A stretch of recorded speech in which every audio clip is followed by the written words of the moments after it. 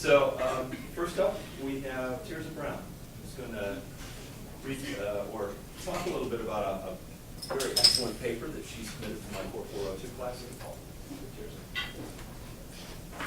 So the basic premise of my paper was to talk about the relationship between Christianity and science, because historically and even now it's viewed as kind of an area of conflict. Like the incarceration of Galileo is a famous example of that, and then there's insults from academia towards the intelligence of theists, and then also just the whole creation versus evolution debate that has kind of emerged in recent years. But despite the kind of tumultuous relationship that they've had, scientific advancement has still emerged out of really a predominantly Christianized culture. So we kind of have to ask if advancement occurred in spite of or because of Christianity. And I would argue that Christianity created a culture that kind of set up an environment where scientific advancement was encouraged, and that's because of the primary characteristics of like the Christian belief. That would be the pursuit of understanding, the belief in viewing nature as a form of worship, and the encouragement of advancement. To begin with the pursuit of understanding, the Bible kind of encourages understanding more so than some other religious traditions. In Proverbs it says that the heart of him who has understanding seeks knowledge. Really all throughout that book of Proverbs, people are instructed to gain knowledge because it's more important than anything else. And then also, in the same vein as the pursuit of understanding, the belief in free will kind of encourages people to try and advance themselves, because by nature a Christian has to believe in free will in order to believe that they could have chosen to sin and therefore need a savior. And then this would encourage understanding because there's a study by a man named Votes. I don't know how to pronounce his last name, but he basically said that in his experience, he did a psychological experiment, and people who believed in free will more than others based on a test were more accurate when it came to like believing rational statements and just trying to do things that would encourage understanding, I guess. And then the second characteristic, viewing nature as a form of worship. Throughout the Bible, it uses nature as an example of God's, glory. It says that the heavens declare the glory of God. Night after night they display knowledge. And it also would make more compelling, and this encouraged science because it not only kind of glorified nature as an expression of God's glory, but it also made more compelling proof necessary and encouraged scientific advancement from that respect because, for example, with Newton, when he developed his laws, we didn't need the Christian culture that he was a product of didn't need his laws because they could just be like, oh, God did that, so it's not our business. But he needed to prove that, and in a way, even though that's a negative characteristic, it made it so that Newton had to actually develop mathematical proofs, and it furthered our understanding even more. And then the third thing that Christian culture kind of did to foster the development of science was the encouragement of advancement. Christianity doesn't necessarily have religious beliefs that stagnate social structure, and in the same way, while it does kind of emphasize this afterlife-based economy, it kind of encourages people to get as far as they can in the world by saying that you're supposed to do everything well because everything that you do is a form of worship. And this is seen in the Bible when it says, whatever you do in word or deed, do everything in the name of the Lord Jesus. So that's saying you need to pursue understanding and do it to the best of your ability, and I think that kind of encourages advancement. And then lastly, I wanted to talk about how Christianity and science are often viewed as separate spheres altogether, but recent scientific advancement has taken away this subjective, objective view that we have of science, because science is now turning into the more subjective sector with things like quantum mechanics and string theory, things like that. It's not as objective as we once thought it was. And then also, we view them as I talked about how Christianity helps science, but science also helps prove some Christian beliefs. There's a famous preacher named Louis Giglio that now uses discoveries from NASA and he's actually friends with a lot of NASA scientists, and he uses them to give this view of God as, I don't know, he like tries to prove God's existence through the existence of science, not by saying that God created the world so evolution couldn't have happened. He uses them in conjunction with each other. And I'm not trying to say that Christianity hasn't oppressed scientific advancement, because I think it has in a lot of situations, but I wanted to point out how we often view them as like this dichotomy when they can be in a mutually beneficial relationship. So that was basically the summary of my paper. Does anyone have any questions? Yep. So I find it interesting that you say science is now more subjective, where before it was objective. Yeah. What exactly do you mean by that? What are you considering your definition of subjective and objective? Well, let me find exactly what I put about that, just to make sure I'm telling you the right thing. Okay, I don't have the study here in my outline. I had it in my paper. Basically what I mean is, as we progress in kind of more theoretical physics, scientists are learning more and more that it's not just like a black and white type thing. Like we used to think that there's this absolute truth with science, but as we progress more and more, even scientific thought is thought to be less absolute and more just kind of a relativistic view of the world. And I mean, that started with the theory of relativity by Einstein. And as we learn more and more and get more theoretical with science, we're learning that it's not this black and white factual sphere necessarily, but there's a subjective component as well. Similarly with religion, it's highly subjective, so they're not as separate as what we once thought. Cool. Anything else?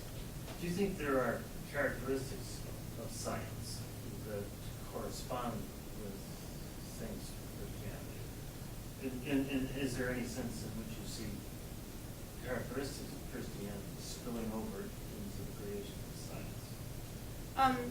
Do you mean like how I talked about how Christianity has characteristics that benefit science, like if it goes the other way as well? Yeah. I think very much so. I think that a lot of what we found in science has helped to justify Christian beliefs and also change them to be more along the lines of actuality than just human thought, I guess. I'm trying to think of specific examples. I think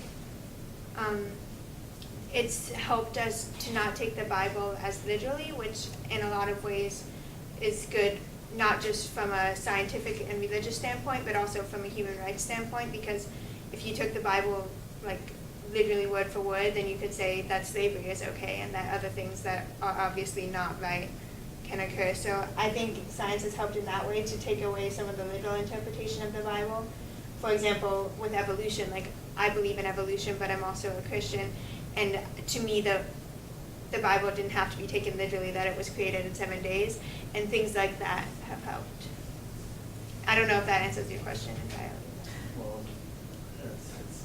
that's a question that you can talk for hours. So I won't push you any further. Other questions?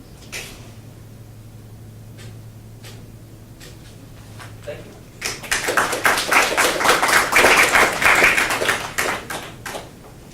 And next up we have Paige Oliver, who wrote a paper called The Rise of Science in the West.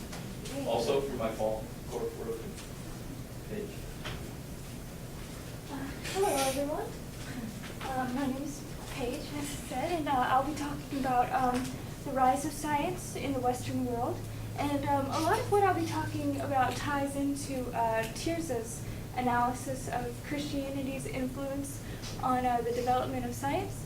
However, I'll also be going into more of the philosophical precedent that was present in the West and that set the stage for the rise of rational science as we know it today. I find that I think the most effective way to do this would be to just read my paper, because it's a very short paper, and I have nothing to say that I didn't already write in here. So, okay, all right. No single society can take complete credit for the development of cosmology or science as a discipline. The ancient Greek fathers of Western thought, borrowed heavily from Egyptian and Babylonian astronomical observations, and it is thanks to Muslim scholars' preservation of Greek texts that medieval European thinkers regained access to the cosmological theories and models which would pave the way to the scientific revolution. However, both Arthur Koestler and Toby Huff observed that, despite the Arab Islamic civilization dominating the fields of alchemy, astronomy, medicine, and mathematics from the 8th through the 14th century, cosmological science as we know it materialized only in the Western world. Koestler offers no solid explanation for this, stating vaguely that the issue belongs to the field of general history. But Huff, drawing upon the work of social historians Max Weber, Robert Merton, and Joseph Needham, convincingly analyzes how the West's religious and philosophical roots privileged and in a sense necessitated the development of a scientific ethos that could never have appeared in the Arab Islamic world despite its initial head start. Koestler discredits the West's engagement with Platonic philosophy, stating that Aristotle, with his emphasis on methodical reasoning and hard facts, was more influential to the development of science as we understand it today. To an extent, he is correct. Plato distrusted his impressions of the world and felt that truth could only come from within, while the validity of modern scientific theories hinges on the impartial study of perceivable data. However, Huff makes a point of noting that Plato contributed a notion to Western philosophy which was far more important to the overall advancement of science than observational rigor, namely, the simple idea that humanity was capable of understanding the universe, if not through our senses, then through our reasoning. Plato's Timaeus was one of the sole Greek philosophical writings that survived in Europe past the fall of the Roman Empire, and it had an immense impact on Western modes of secular and religious thought. Koestler takes a generally negative stance on the mystic union between Platonism and Christianity, pointing to how it engendered more internal than external study. However, Huff argues that Plato was, from a socio-historical perspective, instrumental to Christianity's acceptance of scientific study. Quote, Platonic rationalism laid a foundation regarding the physical and metaphysical nature of the universe as a rational and coherent whole. Most important of all, it established a firm belief in the rational capacity of man to understand and explain nature, and equally important, to interpret and explain the scriptures, and to decipher the most mysterious puzzles of God's creation. While medieval Christianity did not permit outright defiance of its laws and commandments, it allowed for a relatively liberal degree of speculation among its adherents about the nature of those laws and commandments. This permissiveness is due primarily to the fact that the scriptures, too, seem to have been directly influenced by the Platonic belief in man's capacity to reason. Ancient Greek rationalism shows itself not only in individual verses of the New Testament, such as John 8:32, and you shall know the truth, and the truth shall make you free, and Matthew 7:7, seek and ye shall find, but also in the Christian idea of conscience, which was not limited solely to the pangs of remorse we generally associate with the word. Conscience also implied the existence of an inner cognitive agency, a rational faculty that extended to the understanding of nature, as well as the grasping of ethico-religious truths. Christianity put a certain degree of faith in man's ability to comprehend himself and his environment, and therefore helped to establish a precedent for the systematic study and evaluation of the world. Its tolerance for potentially heretical ideas was limited, but the small amount of leeway it gave to free inquiry was enough for science to get its metaphorical foot in the door.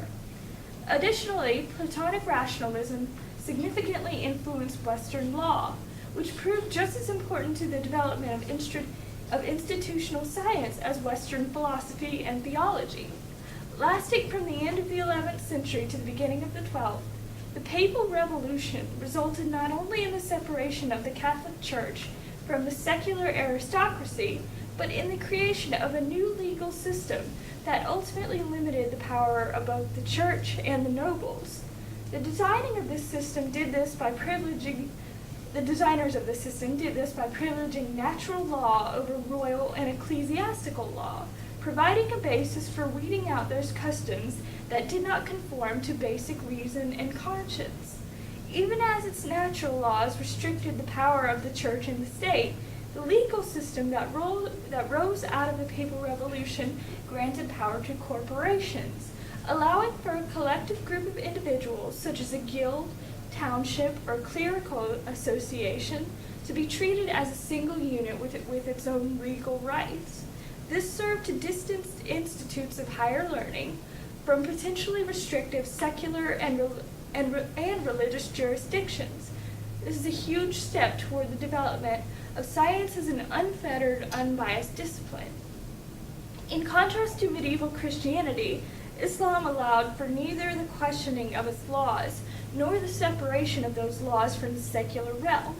The philosophical guidelines set down by its two principal texts, the Quran and the Sunnah, were purported to be entirely complete, authoritative, and unchangeable, unlike man's powers of reasoning, which were limited and uncertain.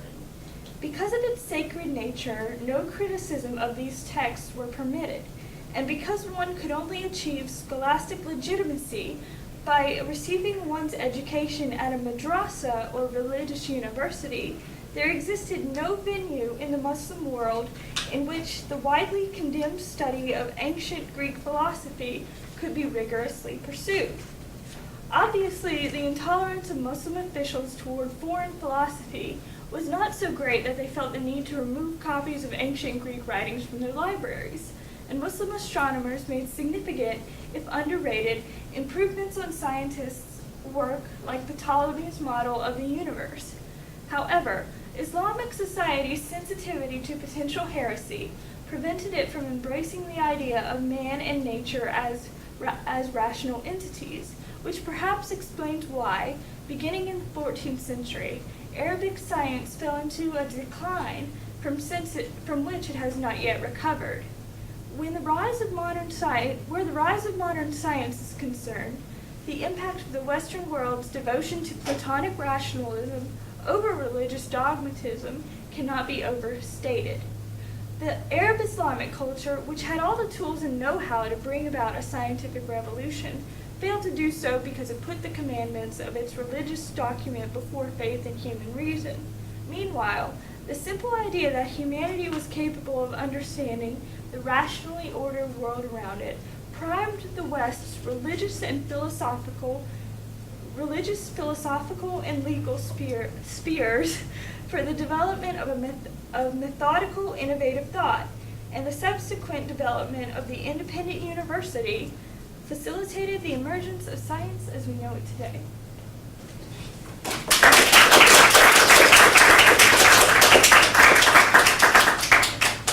Questions? I'm convinced. Paige. Yes. Since nobody's Okay, else could, sure. you deserve to be asked questions. Terrific. Oh, thank you. Well, one theme you didn't pick up on, just to ask you a question about it, maybe get you thinking about it if you haven't. Ethics as an issue. In his book, yes, okay, let me think of this. Oh, come on. Who do you think of? Bernowski. Jacob Bernowski's Science and Human Values. Sorry. The middle chapter is on truth. And I think he argues quite effectively that the habit, it's the habit of truth. And he argues that the habit of truth was one of the foundation stones of modern science. And I think he gets himself confused on the subject of where the habit of truth came from. But more interestingly, he's making the point that it is it's a linchpin of modern science. If scientists don't tell the truth to each other, then science doesn't build, it doesn't go anywhere. In fact, you're undermining it. And in light of changes in science, in society, and also maybe an increase in cheating in science, do you think we've got evidence for that? How does it strike you as an addition to one more element of the relationship between the emergence of science and the Christian background of their culture? Oh, well, this paper was written before we really got into the scientific revolution as Galileo and Copernicus and the others came into the field and began to sort of push the envelope as far as what was considered true, what actual facts dictated the laws of the universe. What I was mainly talking about was how the rationalism sort of had the seed planted. I really didn't study the subsequent revolution as carefully because I just wanted to see where it might have started. So it's difficult for me to answer that question. Are you suggesting Christians are more ethical? No, I'll be blunt. No, it wasn't. No, it was just that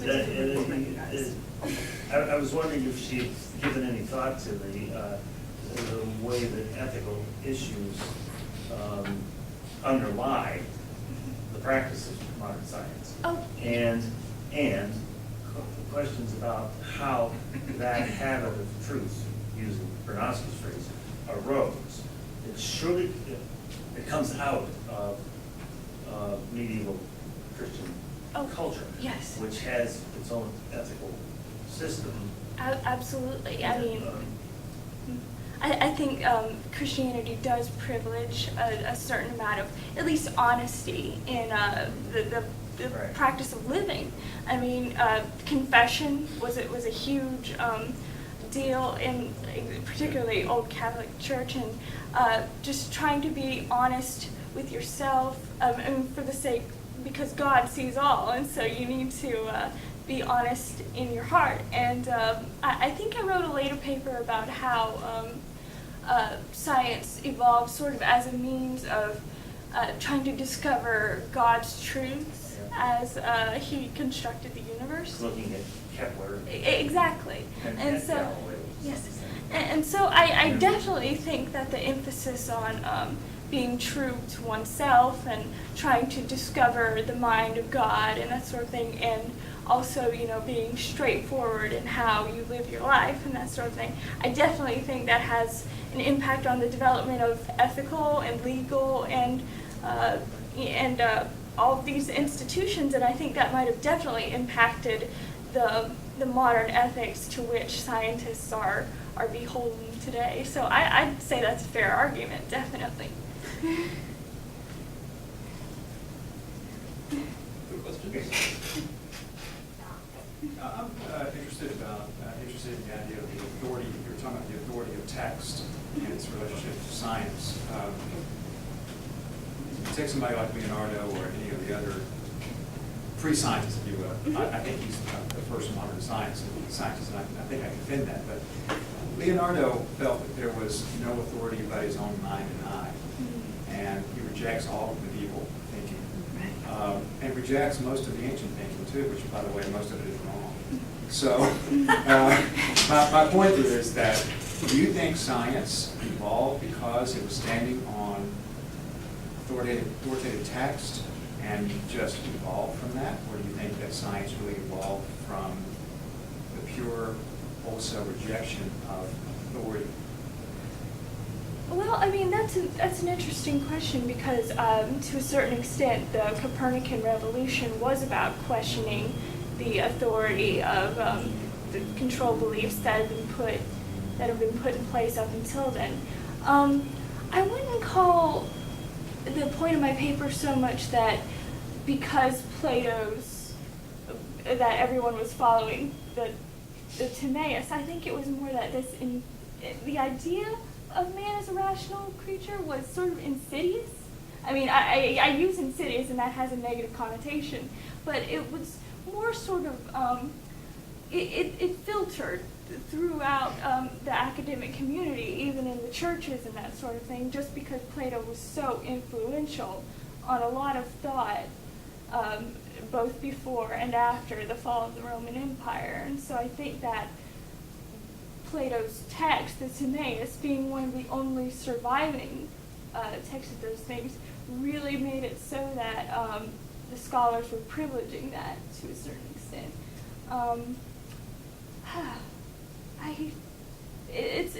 It's a difficult issue. I mean, it's hard to say it's true. I mean, completely true. So. Good job, thank you.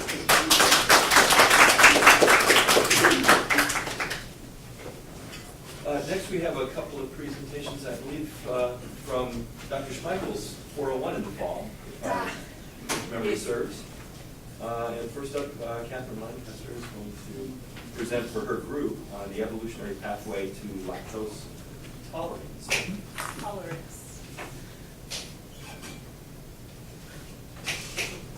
Let's see.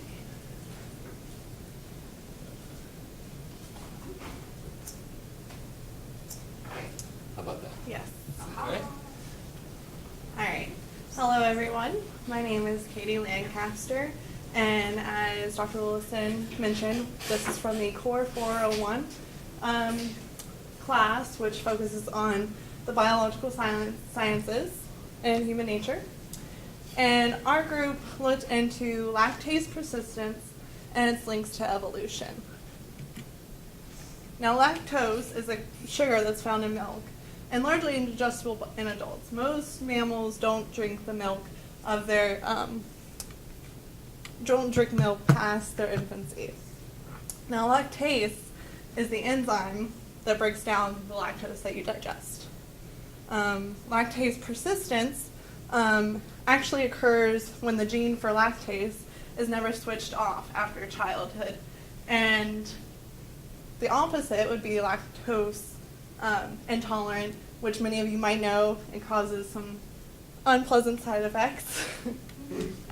And a term that we found in the research is LDC, which is lactose digestion capacity, and it's simply referring to the ability of how much lactase your body is producing and your ability to digest the lactose. Now, when we looked through the research, we found some interesting things. Sarah Tishkoff is a biologist who went and collected DNA from 43 different ethnic groups within East African countries. Now, she found positive correlations between some genes in the DNA of these people and their lactose metabolism.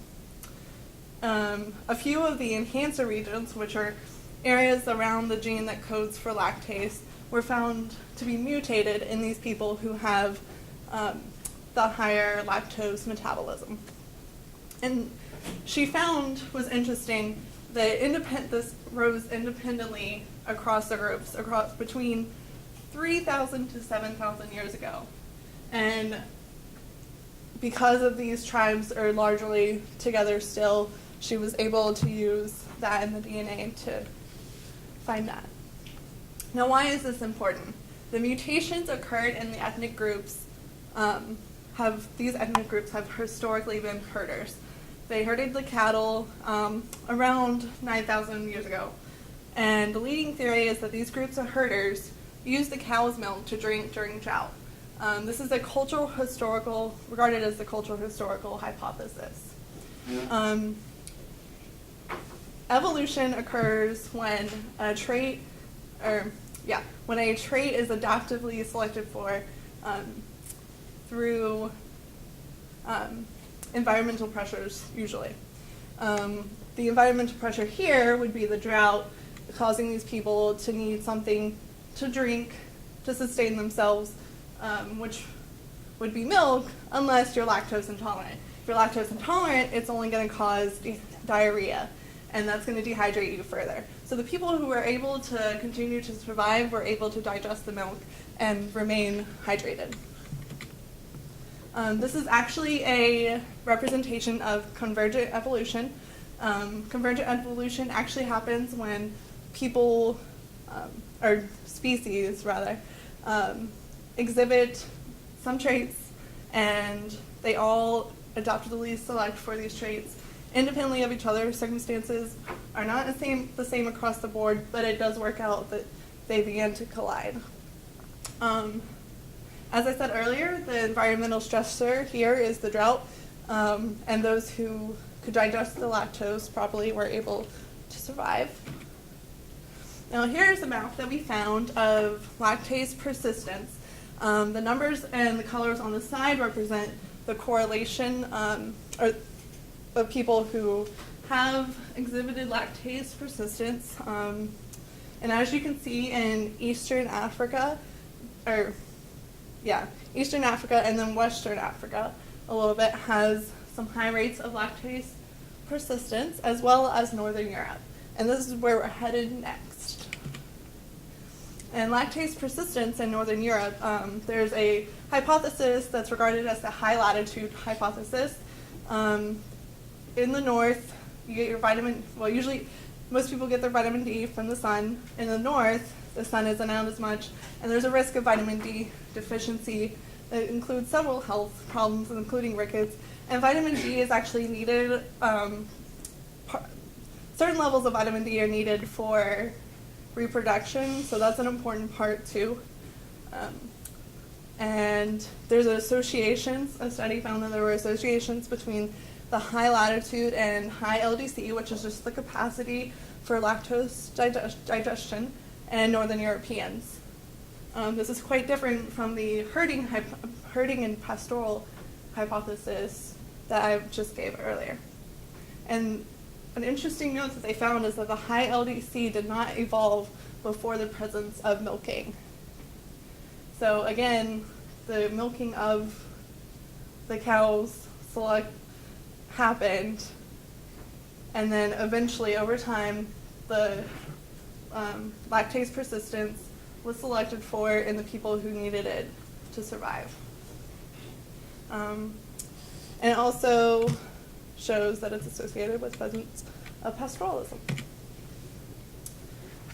It's an adaptive genetic trait exposed to positive selection induced by the cultural practices. This simply means that the people who were milking and these environmental stressors such as drought happened, that's gonna be selected for over time. An increased frequency of the derived allele, which just means that over time that one is the ability to digest the lactose, that allele in the DNA is being selected for over time. And cattle farming presented a clear advantage for these people who needed a different sustenance. And yeah, basic thing. And an important note is that not every early pastoralist society exhibits lactase persistence, because in societies that don't have droughts or other environmental stressors, there's not going to be a reason for this evolutionary trait to evolve. So just because a society was a pastoral doesn't mean that they're going to have high rates of LDC. All right. Thank you.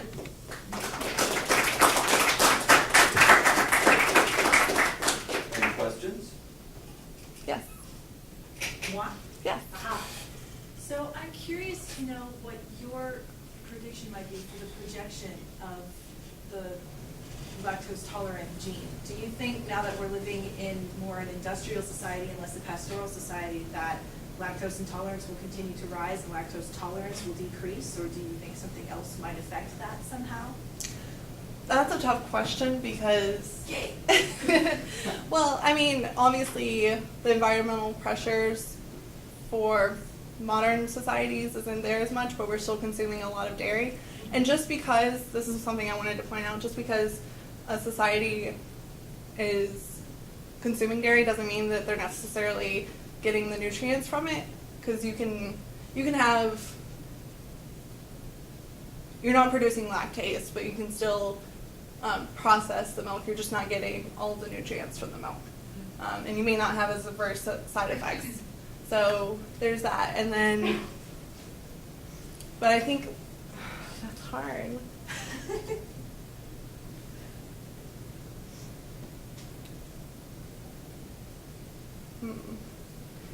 It might, I think it might still be selected for. It might, the frequency might drop. But I think in a lot of other underdeveloped countries, there's still that environmental stressor that's occurring. So it might continue to rise. Yeah. Is the allele for the lactose persistence, is it recessive or is I'm not sure. I didn't do, my other group mates did a lot of actual DNA research, but I would assume, I don't know, I would think it's recessive, based on the fact that it is meant to turn off, so selectivity, yes. The hypothesis that you're working with, I know somebody else built it, it's not your fault. But these evolutionary hypotheses always bother me. Okay. And drought. Look, if drought is bad enough that people need other sources of fluid than water, Yeah. the same's true of the cow. Of the animals, yeah. And you know what happens to cows under those circumstances? They die. They stop, they dry out. Yeah. So you don't have milk either. So how can drought be a driver of this? Ironically, that's not a limitation that wasn't in the research that I didn't see, I just don't so. believe it. And it's likely it was because they had cows, so they have milk. So we better drink it because it's spoiled. Well, I think having the cows and drinking the milk is more likely to lead to an evolution towards being lactose Sure, tolerant. because it's what's around. Yeah. But drought, it just seems to me like the wrong That is- hypothesis. yeah. But it was a convenient explanation for why they might have survived. But wouldn't- Yeah, They had yeah, cows. yeah, I agree, I think that works, but, yeah. That is buggy, yeah. Maybe they were giving their water to the cows so that they could drink the cow milk, but the cows could stay alive. How much farm I experience? think, I think natural selection would wipe them out. What? Yeah, Dr. Collins? Well, I was going to ask you a question Oh, about. Goats, I don't know. I was going to ask a question about the nature of the research. She primarily focuses on, you said 3,000 to 7,000 years ago. Is that correct? I think it's 4,000 to 9,000, I believe, Okay, is so when the first herding domestication of started. animals from the Neolithic begins around 10,000. Yeah. And certainly in places like the ancient Near East and other places. So Yeah. what I'm wondering is, with that in mind, could there be, as we've been hearing here, other environmental factors besides drought that would have predated this, that would have increased the frequency for the allele? There certainly could be. I didn't come across any in my literature review, but it would be interesting to see if there was another environmental stressor there. What would you hypothesize might be other environmental factors that would have if we take away the drought? Yeah. What other possibilities might there be? Maybe it would be, I mean, I don't know because I haven't looked to see where the water is, but maybe it's a water source issue. If they're not settling near water sources, or if they're still at this time pastoral, they're going to be moving. So maybe it's a water issue. Not having a water source, so they're using the milk instead of having to travel long amount of way.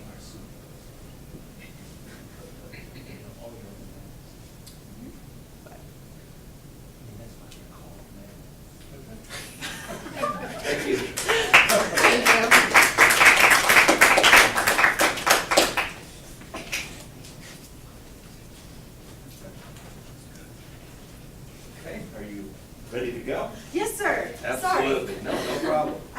absorbed in my note-taking. Okay. Let's see. I'm so sorry, I keep knocking your bag over like it's nobody's business.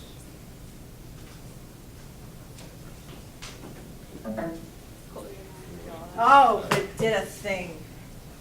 Why did you do the thing? Don't be like that. There we go. Cool. Right. Okay. Oh, wait, hold on. What? Yes! Are you gonna do the thing? I was gonna do the thing. Okay. So, for those of you who do not know, I'm just gonna give a brief introductory lecture so that you do know. My name is Katie Huntington. This is my group partner, Khadijah Nassar. We did this project for Dr. Schmeichel's biology senior level class with our co-patriot, Kristen Butler, who is no longer a patriot because she's in France. So, we did our project on Slender Man. Not Slender Man, which is what it says in the program. Slender Man. Are any of you familiar with Slender Man? A little bit, maybe? You in the back, I love you. Okay. Since many of you are probably not familiar with him, we thought we would introduce him to you. It's a little introductory video. See if I can get my cursor to work. There we go.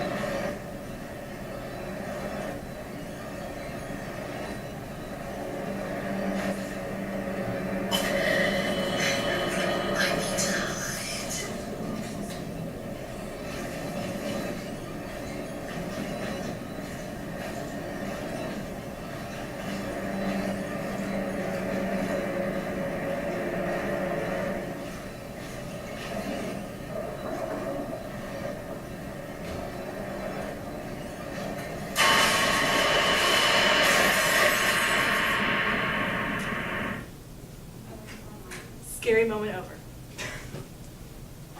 That is Slender Man, a figure in pop culture and urban legend mythology that we decided to do our project on to see how we could relate pop culture and mythology to evolutionary traits that have carried over from a very, very long time ago through our biological systems. See if we can put the two things together. So Khadijah's going to start, and I will take over halfway through. Okay. Khadijah. The reason we picked Slender Man is because he's the most recent creature that our mind fears. His origins started on a forum called Something Awful by Victor Surge. He posted these two photographs, and I don't know if you guys could see, but he's like tall, lanky in the corner, and then he's off somewhere in there. And there was like a newspaper article that he stole some children. So that's why we refer to him. Now, I'm going to discuss other common mythical creatures. Bogies, bogarts, or the boogeyman, old mythological creature that hides in people's houses, steals your children. Fairies, they can be either mischievous or helpful, but they're also known for stealing children. The Earl King, or the Erlkönig, is a German mythical creature that steals children in the night. Noticing a pattern here. La Llorona is a Mexican, I guess, woman, so to say. She drowns her own children, and because she drowns them, she is sad about it, and so she steals other children. The Striga, she lost her own children due to death, so she turns into a witch, and she poisons, there's a picture up there, she poisons newborn babies by giving them the evil eye. Okay, so the point of all those is that they steal children, they're a threat to us, because they're taking away our babies, our offspring, our genes. Now, why is Slender Man so scary? He's really tall, really lanky, he's faceless, so he's kind of recognizable, but not at the same time. He wears a suit and tie, so he's proper, and his freakishly long arms. The point is that all of these creatures, they have human-like characteristics, but they are still scary to us because they're unfamiliar, but familiar at the same time. And before we go into why this has evolved, we're going to discuss what goes on with the fear in the brain. Now, what goes on in the brain when something comes up, when we're afraid of something? First, the thalamus, it decides where to send incoming sensory data. Then there's the sensory cortex. It interprets that sensory data. The hippocampus stores and retrieves conscious memories. The amygdala decodes emotions, determines possible threat, and stores fear memories. The hypothalamus, that activates the fight or flight response. Now, the fight or flight response, there is a high road and a low road. The low road, that is our initial reaction when we're given something new comes along, makes us afraid, so we act quickly. Do we fight or do we run away? The high road, we come across something that we've seen before. We know that we should probably be afraid, but we process it a little bit more. Is it dangerous, or should I shut off this fear? Like in a scary movie. Yeah, it's afraid, but then we realize it's not going to come get us. So we shut that down. Here's kind of another chart to help explain like the hormones going on with the fight or flight response. This has evolved into something that connects past memories with new stimuli. The myths that I told you at the beginning, those give us a schema so we know kind of what to be afraid of and what to keep our children away from. And Katie is going to explain why that was helpful to our ancestors and why that is helpful for us today. That's my cue. So, fight or flight response, why do we have it? I'm actually going to try and answer this question by asking you a different question. Why do we evolve? Why do we change? Do these changes actually have a purpose? Answer, yes, they do. That purpose is survival, but probably not the kind of survival you're thinking of. You might be thinking survival of our bodies, our families, our cultures, our persons. I'm going to argue that it's actually the survival of our genes, our genetic coding. How many of you are familiar with a book by Richard Dawkins called The Selfish Gene? I see you reluctantly raising your hand, sir. I see you. So, we studied this book in our class with Dr. Schmeichel. I will, for those who are not familiar with it, probably do it very little justice, but I will try to paraphrase.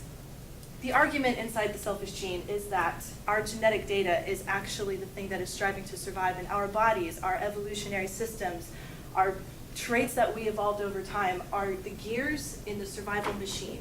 We are the machine, supposedly. A very, very, very, very, very long time ago, our initial ancestors were not even multi-celled or single-celled organisms. They were DNA protein strands that were just swimming around in the primordial soup called replicators. These replicators had only one purpose, to replicate. All they ever wanted was to survive by multiplying, by spreading their genetic DNA around. That trait has continued into the genetic coding that we have today. Next slide. So, all of these evolutionary systems that we have, eyes, limbs, brains, fight or flight response, social communication systems, I don't even know, like pick a thing, photosynthesis, all of that came about in order to enable our machines to help our genetic material preserve itself and replicate itself. But we weren't just evolving biologically, we were also evolving socially, culturally. Our groups were becoming groups. We weren't just individuals who were out trying to get food by ourselves. We became social, we became complex. Our world and our perceptions of the world became much more complicated. With that complication, the threats that we were seeing were no longer necessarily direct. They weren't things that we looked at and immediately had a physical stimulus. Sometimes those threats were psychological. Let me pose it to you this way. Let's say your very, very, very, very, very great-grandfather, Ugg, sees a wolf. And he's out hunting with his friend Bag. I don't know. Bag gets attacked by the wolf. Bag dies. Ugg runs back to the cave and says, "Oh my God, guys, Bag just got killed by this thing. It's furry and it growls and it rustled the leaves before it showed up and it had fangs. That was really terrifying. I don't want anything to do with that anymore." So we say, "Okay, wow, thank you, Ugg, for telling us that. That was really scary." Ugg's son goes out hunting and he's out in the woods and he hears the rustling bushes and he hears the growling and he sees the fangs but doesn't actually see the wolf. His fight or flight response is triggered because he remembers what he heard in that story about the wolf and thinks, this is a threat. I don't actually see the threat, but it could be a threat. In order to preserve my life, my genetic DNA, I'm going to run away. He runs back to the cave where everybody's hanging out doing their caveman thing and says, guys, I think I saw the thing that my father talked about the other day. I think I saw a wolf. It was really scary and really threatening, so actually we shouldn't go to that part of the woods anymore. So then everybody in the cave culture is safe because they don't go to that part of the woods anymore and they don't run into the wolf and they don't get eaten. The important part of the story is that we developed communication. When we became complex, part of the evolutionary trait that followed through with us was that we were able to communicate, we were able to tell stories.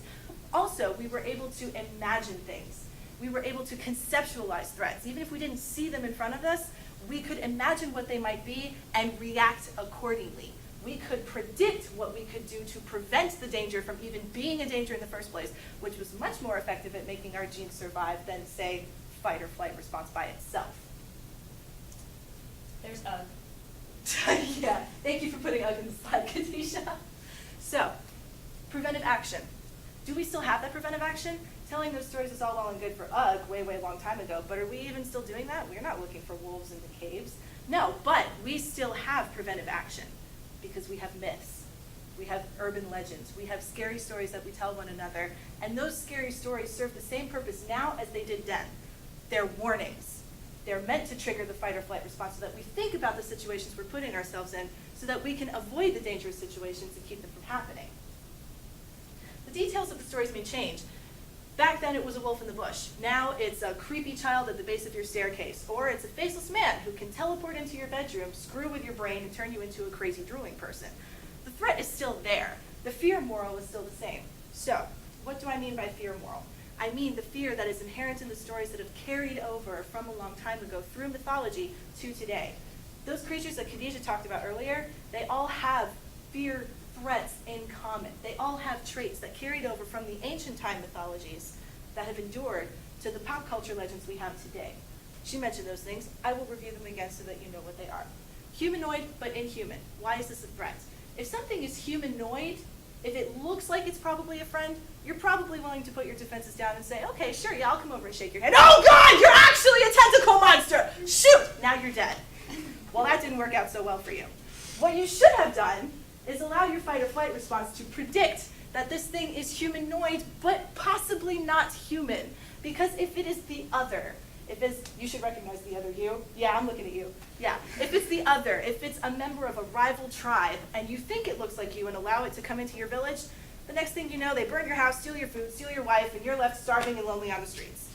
Today, that would probably translate more into they steal your stock market profile, they cheat on your wife, and they steal your car and burn your house down still. But the point is, it doesn't end well for you. The other that looks friendly but is not is an inherent threat, and your genetic coding is going to remember that. Harm to children. I would hope this is obvious, but I will explain it anyway. Our children not only have an emotional impact on us, and they're important to us because they are our children and we love them, but also because they are literally the vessels for our DNA. They are the carriers, the vehicles of that genetic coding. And that selfish gene is still there inside you, still saying, hey, they're important. Make sure that nothing happens to them. There's actually another example of this that I found in my research as far as urban legends and pop culture goes, called The Castrated Boy. It's a very simple story, but it's very persistent, and it's found in a lot of different cultures. Woman's at the supermarket with her son. Her son says, Mommy, I need to use the bathroom. She says, okay, go. I trust you to not screw anything up. Go use the bathroom. He doesn't come out after a while. She gets concerned and goes in after him and finds out that he's been castrated and is lying in a pool of blood on the floor. What this story instilled in the young women who heard it, the young mothers in the study who heard it, was that they did not want to let their children go anymore, which made sense. The story was meant to inspire people to hold on to their children and take care of them, thus illustrating my point. Urban legends are meant to be a warning to allow people to take preventive measures that allow them to keep the things that are important to them safe. Finally, biologically superior. What the hell do I mean by that? These are mythological creatures. They're fantasy. They're not real. Well, yes, but the fear is still there.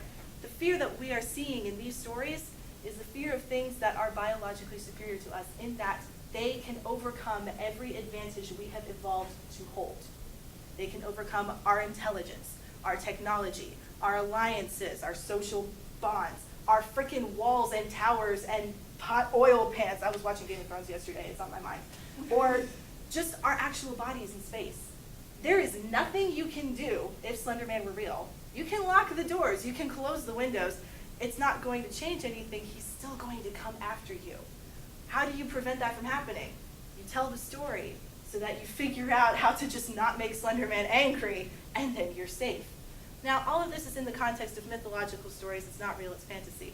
What I am trying to prove is that these fantasies have a purpose. That purpose is to keep us in connection with our fight or flight system, to keep us connected to one another so that we can say, we have found something that's scary, we need to prevent it from happening, how will we do that? The fight or flight response is in fact triggered by these stories, by this mythological storytelling. And that is what helped us to keep our genes safe and to help us be safe as we evolved over time. That is the presentation. I'm done.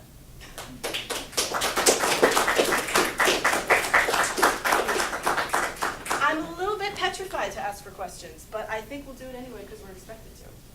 Are there questions? Yes, Mr. Huntington. So is it your assertion that urban legends like Slender Man are developed by somebody, we'll call them Lunatic Zero, with the benevolent intent of helping modern day humans continue to recognize and flee from the threats in the modern environment? I would say it's going a little bit far to say that those urban legends are intentionally created for that purpose. The evolutionary side effect of its connection to fight or flight is what, it's a benevolent side effect, but it is what has enabled it to carry over the generations. So even if someone is giving it out as something entertaining, the fact that that's still something we find entertaining is linked inherently to the fact that it is evolutionarily a strong choice. So we still have the genes that carry a tendency, a preference for telling those stories and remembering them and sharing them again. Does that make sense? Cool. Yes? So what about if this fear causes people not to interact with other people? Obviously, that will interfere with their ability to be able to pass their genes on. Mm-hmm. So in that situation, how would you explain fear as a survival instinct or? It's not going to keep you from interacting with other people, but you're going to become paranoid. I'll use an example. My boyfriend. He. Woo! That was a good intro, right there. Example: boyfriend, done. No. He grew up watching scary movies when he was a little kid. He's terrified of the world outside sometimes. He's terrified of the complete darkness. He's terrified of other people, because he doesn't even want to go to Mexico because he thinks he's going to be kidnapped. Now, but that doesn't keep him from interacting, obviously. So it's not, I think in some ways it benefits him because he is cautious. He's aware that there's dangers out there based upon some movies that he watched as a little kid. Yeah, it's a little extreme, but my point is that he's still going to interact with people he trusts. You know, it's interesting that you say that. I would actually posit, and this is just me spouting thoughts, take it with a grain of salt, but I would say that those people in whom the fear instills a need to stay away from socialization, those people also do not pass on their genetic DNA. The people who do pass on their DNA would be the people who have the fear response and are still capable of interacting, which was parts of the presentation. I hope, I pray, I think, I wish. Does that answer your question? Sweet. Paige. So, would I be correct in assuming that what you're implying here through your reviews is that scary stories, myths about creatures that are human and yet not, must be passed on in order to perpetuate, much like our genes. Would you say that telling scary stories like this is a way of modulating between and negotiating the threat that other people pose to you, in addition to the potential benefits that interacting with other people can bring. For example, like sort of communicating the potential threat that other people can have while still engaging in a social act that may ultimately benefit your survival. I would say so. Yeah, that's the exact point we're trying to make, actually. So you would Aha. approve of the children being read the Grimm Brothers tales, and you would disapprove of bowdlerizing the Grimm Brothers. What do you mean by bowdlerizing? I'm just not familiar with that term, I'm Bowdler, sorry. was one of the first people who messed around, who reduced the fear level. Okay. He made them, he cleaned them up. Disney find it. There you go. That's the right modern equivalent. Well, Yes. do you want to take it or should I? You go first. still 'cause thinking? I'm Okay. still thinking I want to answer. I would say it's not necessarily a matter of approving or disproving it. I think once you change the story, it serves a different purpose. So if you're Disneyfying the story, you're no longer teaching the fear moral, you're teaching some other moral, and that would be a different, it would have a different cultural and scientific purpose. Whereas telling scary stories specifically, we hypothesized that that it was connected to the fight or flight response, and that was why it was perpetuated, because the two worked in tandem to create a cultural phenomenon that lasted. Like, I wouldn't go telling young kids, like really young kids, this. Why not? They used to. I would. That's what you told them. I wouldn't want to know that because I can't. I don't know. As a 21-year-old, I can't even Childhood handle a terrible horror for those movie. things. And until I did this project, Slender Man scared me. Yeah, still does. That's scary. Yeah. Well, it was not the scariest clip we could find. Unfortunately, we needed a clip that was less than 30 seconds. Yeah. Most of what's scary about the Slender Man mythos is that it's a lack of control. He comes at you and you don't know how, you don't know when, you don't know what he wants with you, you don't recognize him, but the general pop culture consensus is that he screws with your head. So you lose your memories, you lose your sense of identity, you lose your sense of location. So that's how he affects you. He's also kind of always nondescript, right? So A bit, yeah. Yeah. He could be anybody. You don't really recognize him. He's amorphous. And that's like that was the Right. fear. Which That is was creepy. Yes. And that was the fear I have with Slender Man because I see objects in my room, black, white, Slender Man. Woo. So. Do we have time for more questions? I see that there are more questions, but session's almost over, so I don't. What can we do? Yeah. Can we keep taking questions, or should we sit I down? think we better move on. Okay, I'm great. sorry, Santi. Okay. Sorry, I Santi. can't- You I can can't see see me you after. later. Yeah.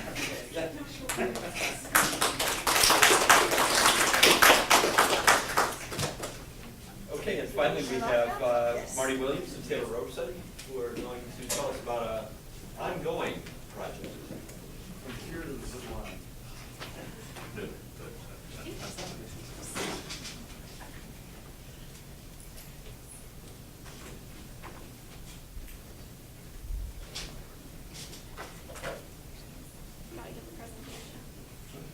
Probably nothing to have. It's all in there? Hope it's somewhere else too. Oh, did you put it back to PC? Or is it still on laptop? Yeah, it's still on the line.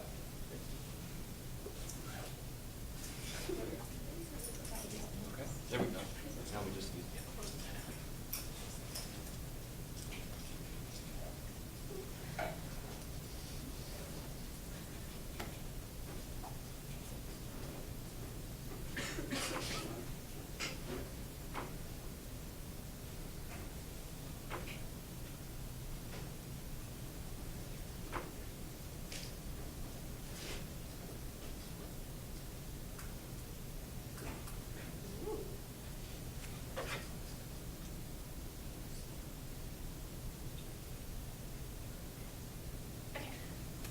I'm Marty Williams, and this is Taylor Robertson. And last semester we did a project on monarch butterflies for our animal behavior class, and it spilled over into an independent study for the semester. So the title of our presentation is Magnetism as a Tool for Spatial Orientation in Monarch Migration. This is kind of a different presentation than all the other ones because it's based on, we actually, that sounds bad, but we did our own experiment. This is based on our results. Sweet. Okay, so, is it working? Oh, just kidding, wrong button. Okay, so a basic overview first. I'm going to give you an introduction to monarch butterflies. Their scientific name is Danus plexippus. Then we're going to give you just a brief overview of our 2013 experiment. Then we'll go into our 2014 experiment, which is essentially a confirmation of our results from 2013. And then our second experiment for this semester will be using Helmholtz quills, which I'll describe later. And then we'll go into some future directions or experiments that we could do later. So, brief introduction to monarch butterflies. It's really interesting because they all monarchs east of the Rocky Mountains are known to overwinter in the mountains of central Mexico in what's now a federally protected site called San Miguel de Allende. They overwinter there because they have to roost in Oyamel fir forest about 10,000 feet above sea level on southwest-facing slopes, and they do this so that they can survive the winter. They can't survive at any stage. You know, butterflies, they're the caterpillars and the cocoons, and then they turn to butterflies. They can't survive at any stage at below freezing temperatures, so which is why they all travel to Mexico. It does get a little colder down there, which is why they don't go further south, because butterflies, when they get cold, all of their bodily functions slow down, so they metabolize slower, so that any food they eat, they can essentially survive the winter by freezing. Like an Iceman, and the whole thing where you pick open an Iceman and you survive. I don't know. It's kind of like that though. They're not frozen, but they kind of just are still. So some monarchs actually travel over 3,000 miles to get to the overwintering site. We know that it's that the migration to, it's actually a single mountain that they roost in over the winter. We know that this is a genetic trait, inherited knowledge, because from the time that say they're in southern Canada in the summertime, and they start their migration southward. By the time they actually reach the wintering site, they've already gone through 4 or 5 generations. So the adults who actually lay the eggs die before the eggs even hatch. So the knowledge of where to actually overwinter is genetic. They're not taught this in any way. Some known orientation mechanisms that they use in migration are sun compass and polarized light, which is just essentially a way for them to tell which direction they're going. I don't know if you can see. Can you see the orange tint here? It's a really cool picture. Those are all monarch butterflies. Oh. That's how dense they are. They're thought to get up to 1 billion butterflies a season, which is crazy because it's all the monarchs east of the Rocky Mountains. They go down here. So for our experiment for animal behavior, it was really just kind of like it wasn't really to prove anything, just kind of show, we could show using inland funnels, which I'll tell you about in a second, that monarch butterflies are going to migrate in a southeasterly direction, southwesterly direction, so from here to Mexico. So basically what we did, these are the inland funnels. It's just like a round cone. We would place a butterfly in it and cover it with plexiglass. And we gave them about 30 minutes just to kind of get used to their surroundings because it is a new environment. And then after the 30-minute period, we would record their position for 15 every 15 minutes for an hour. And we used a data chart like this, a compass like this, with north being 0 and south being 180 degrees. And then the little yellow dots here are the averages of the 5 positions of each individual butterfly. And then the red dot here is the average of all the butterflies. And the arrow shows not only their mean direction, the length of the arrow shows how correlated it is. So the longer the arrow, the more correlation there is with the butterflies. And as you can see, our correlation coefficient of R was 0.71, which is very well correlated. It ranges between, an R value can range between 0 and 1, 1 being perfect, which never happens, and 0 being not at all. It will. Well, you think it never happens. And then these 2 lines right here are a 95% confidence interval.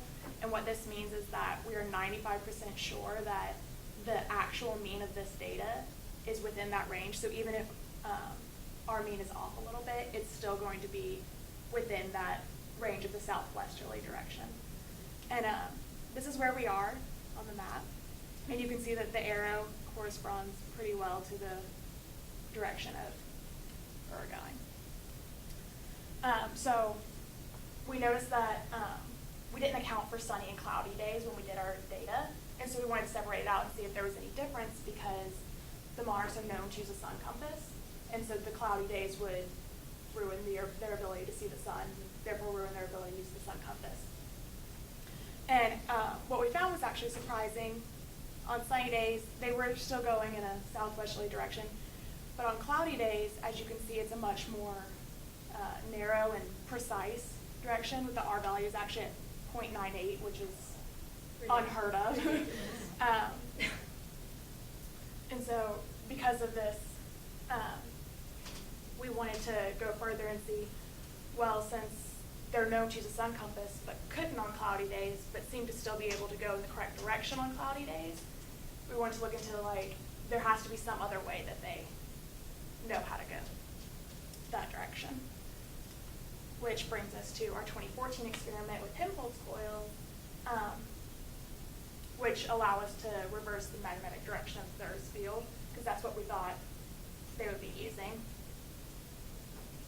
So first we wanted to just like confirm our results, because we did only have a sample size of 6, which is very low, and so it could have just been a fluke. So we did basically the same experiment, but because it's spring now, they would be coming back from Mexico, so they're going to be moving in a northeasterly direction. And it is a little bit different because we're trying to determine that they're using a magnetic field. We created our own inland funnels that didn't have any metal on them, because that could interfere with their ability to sense the magnetic field. As opposed to the inland funnels from last semester, which are Completely all metal. So same process, 30-minute acclimation period, and then checking their position every 15 minutes for an hour. The blue dots are the averages of the individual butterflies, and the green dot is the average of all the butterflies. We're still collecting data on this because our current sample size is only 12, it's very small. And because of that, right now, our data isn't statistically significant, but there is a strong trend showing this northeasterly direction. And so we're confident that as we get more butterflies, it's going to become more significant. Also, in their migration back to the United States, they're not like, so in the fall they're all migrating to this one mountain. It's like a single direction, as opposed to in the spring they're going like this, like to many places in the northeastern United States. So I mean that could account for the fact that they're not as correlated. But right now, as she said, our value is only 0.36, but hopefully we'll have up to 32 butterflies by the end, so hopefully it gets better. But still, I think our data is enough to suggest the principle that they're using some sort of, because we did all this on cloudy days, so sun compass is not available to them.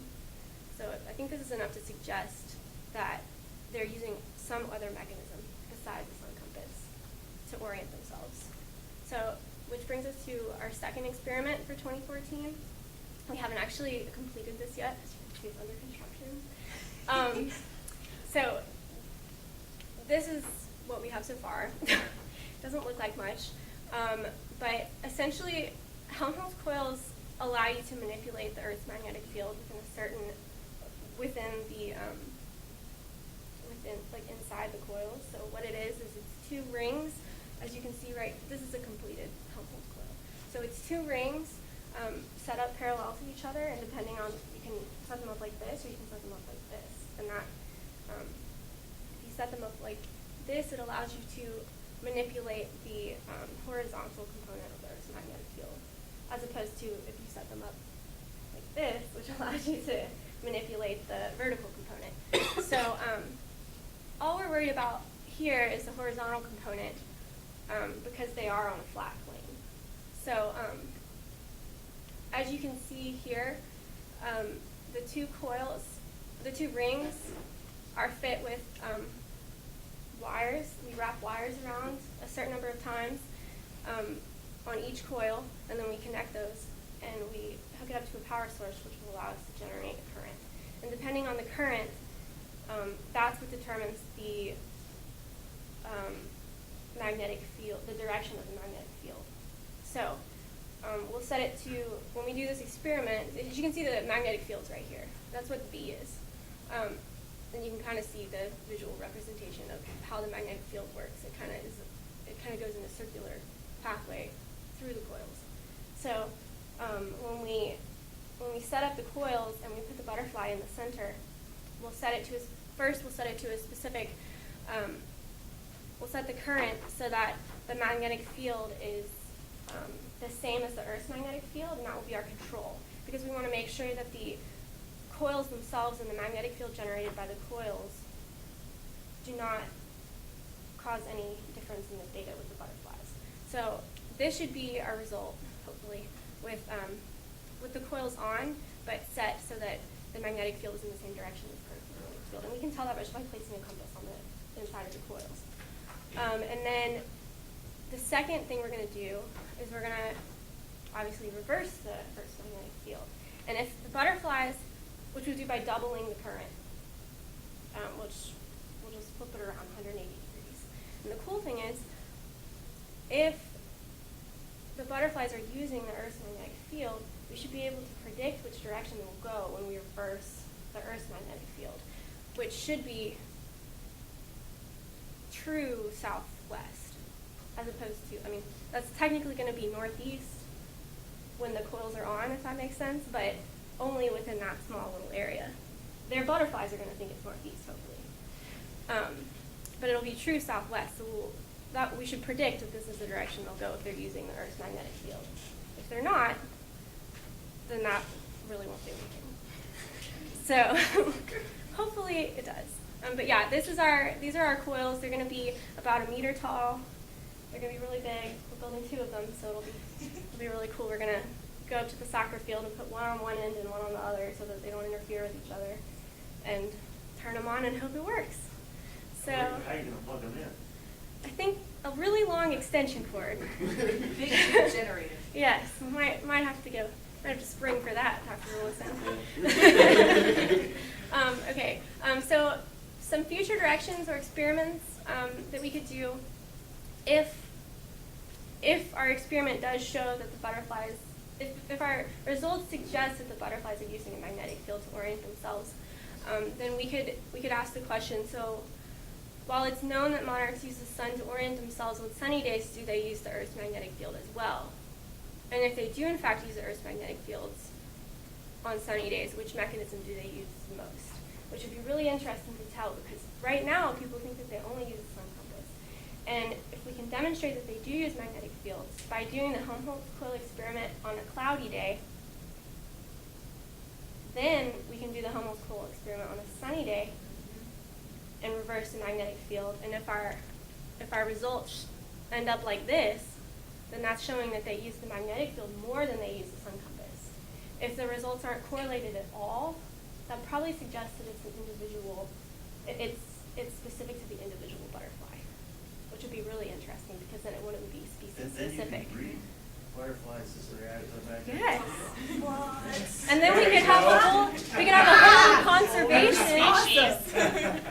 a whole conservation thing where we tell all the butterflies to go to a different place, and then we'll save them all, because if they cut down too many trees in front of the mountain in Mexico, they'll all die anyway.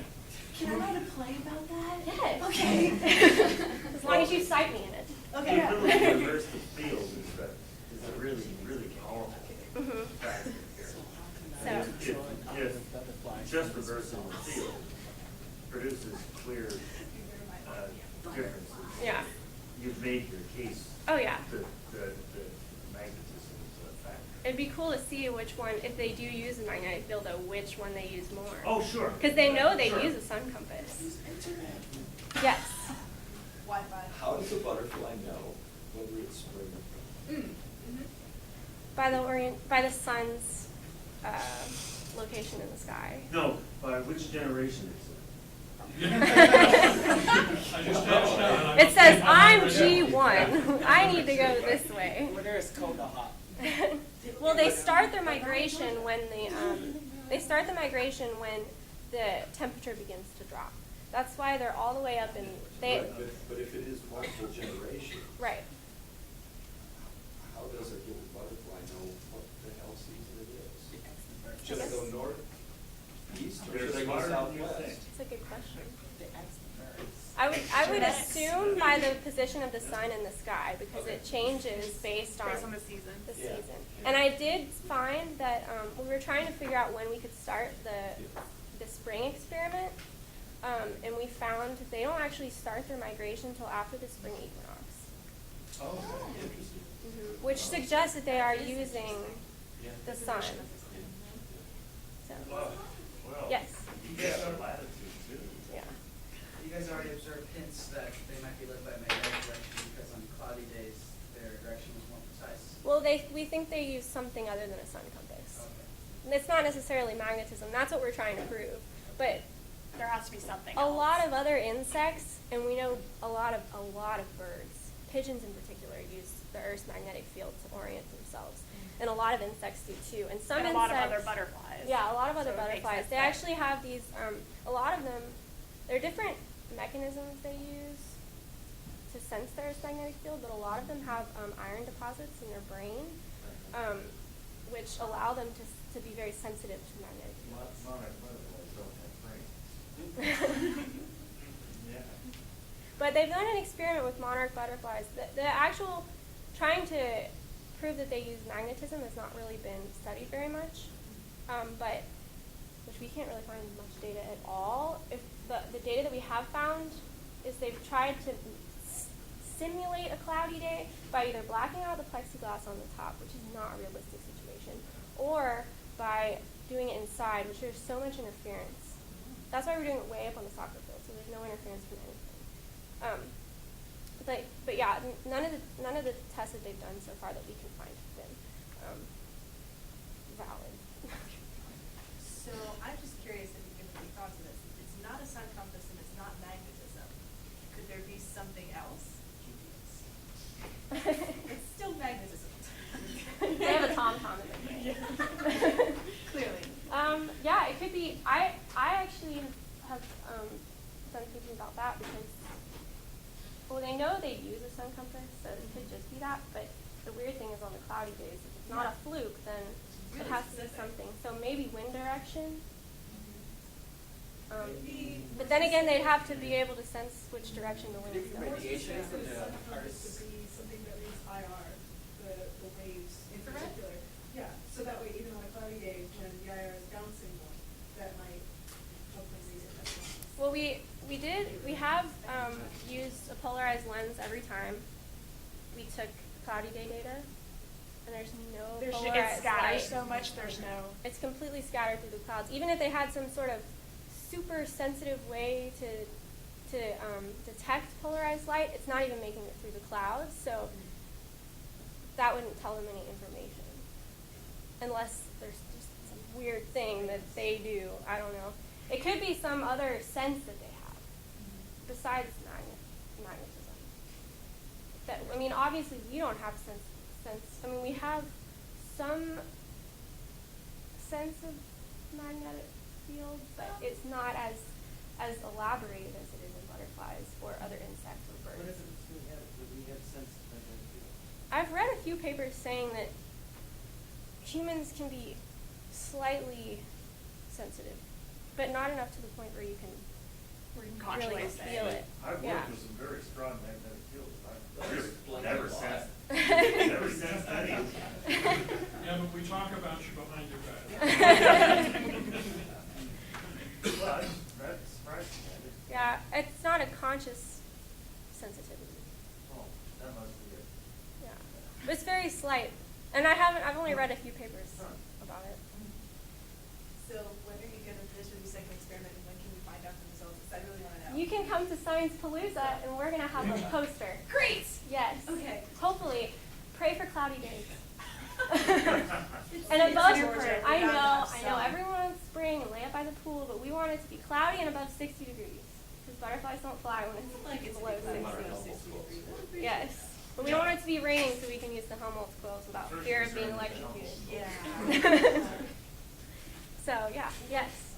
I just wanted a chance to embarrass you. Today is Marty's birthday. Oh. Birthday! Thank you. Good job. So, yeah. That's our presentation. Very good. Very good. Thank you, everybody. Thank you, Dr. Lewis. And Dr. Donnelly has a sign-up sheet here for anybody that might want to, I don't know. Okay. If for any reason you think you should sign up for Dr. Donnelly,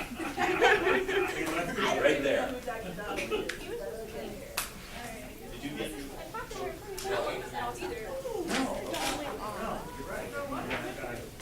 I'm just finding this.